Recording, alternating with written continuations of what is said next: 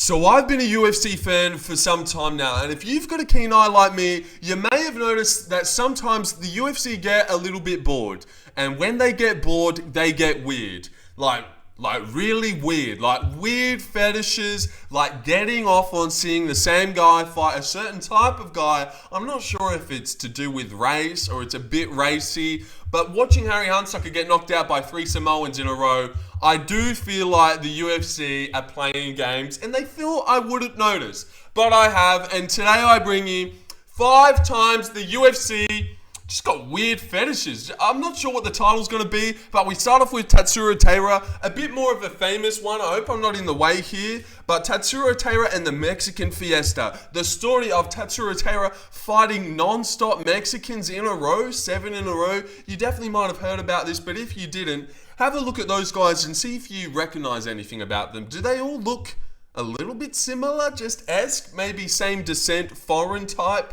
I think they're all Mexican guys of Mexican descent. We got Carlos Hernandez over there. We got Carlos Candelaria over there. And Edgar Shirez, Jesus Aguilar, Brandon Royval obviously put an end to Tatsuro's Mexican reign. But God, it went on for a long time.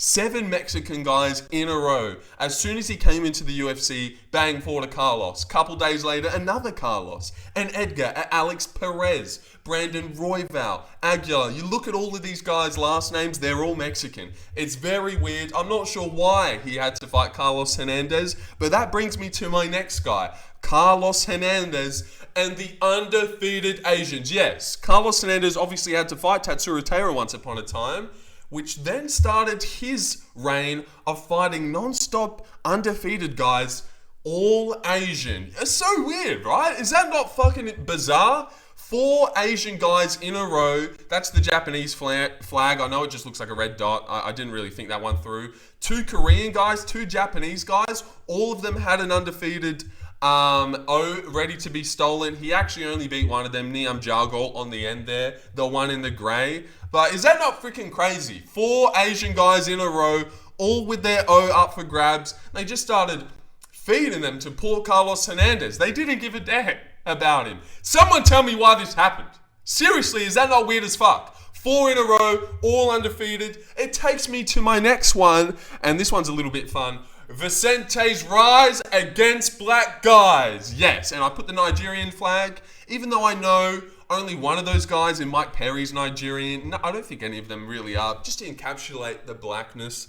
They're all African. Well, they're not all African, but the African descent. Vicente's fought a lot of black guys. And for someone like Max Holloway to never have got in the cage against a black guy, why has he fought so many? Why has he fought so many? And I always like when that transcends weight classes. Buckley, he's fought Jalin Turner, who's a lightweight. Mike Perry, Leon Edwards, Woodley, Kevin Holland. His last 3 is Kevin Holland, Themba Garimbo, and Joaquin Buckley. He's really on a run at the moment.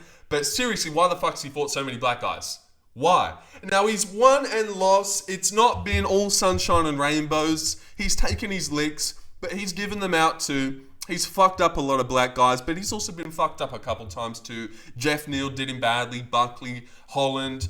But yeah, just one too many black... 9 fucking black guys, Vicente? Jesus. You cannot tell me that just happened to happen, you know? Not a coincidence. I'm fucking watching you, UFC, and I know what you're doing, alright? Lay off it with the racism. Stop making Luque fight fucking black guys. He doesn't want to do it anymore. And we go on to the next one, because you notice that Vicente did fight Jalin Turner once upon a time, which takes me into my next one.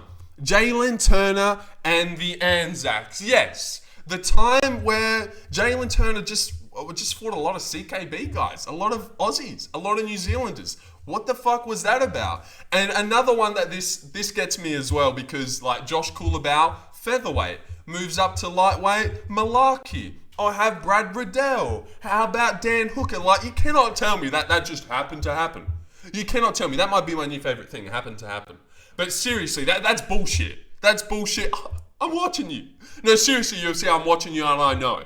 And I know what you're doing, alright? Stop making Jalin Turner fight Aussie boys from New Zealand, train at CKB. They just do it until they lose. Like Tatsuro had to fight non-stop Mexicans until Royval beat him. Jalin Turner knocked out and fucked up all of those boys until Dan Hooker taught him a lesson. Now he's retired. I don't think he'll be fighting any more ANZACS. But just seriously, what the fuck was that about? No, what was it about, UFC? Because you can't keep doing this shit to these guys.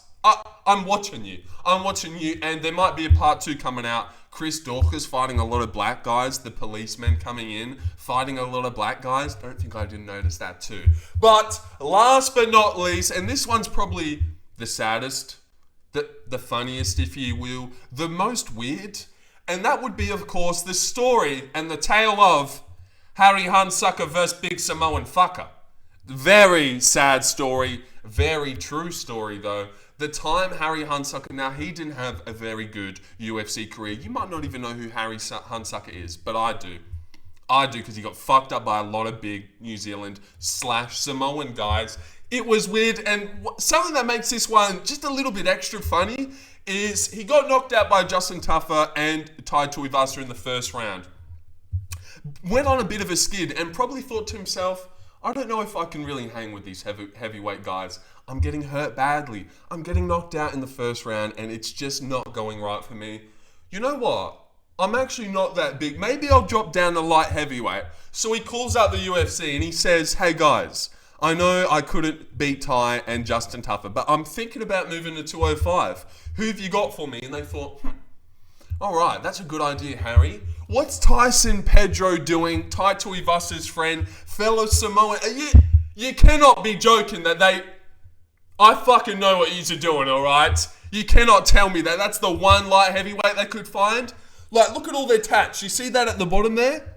3 guys with the exact same tats, and you're trying to tell me that's a fucking coinky dink? No, it's not. The UFC just fucking wanking themselves off watching Harry Hunsucker get knocked out 3 times in the first round by big Samoans, and watching Tatsuro Taira just have to fight Mexicans over and over. And then that weird time they're all jerking each other off backstage watching Carlos Hernandez get fingered by 4 Asian undefeated guys. And enough is enough, alright? I've clocked you guys. I have seen what others cannot. And you won't get away with this, alright? I would make a fucking part 2 and expose you even more about Bruno Ferreira fighting a weird amount of Russian guys. Abbas Magomedov seemed to fight a lot of Brazilian guys.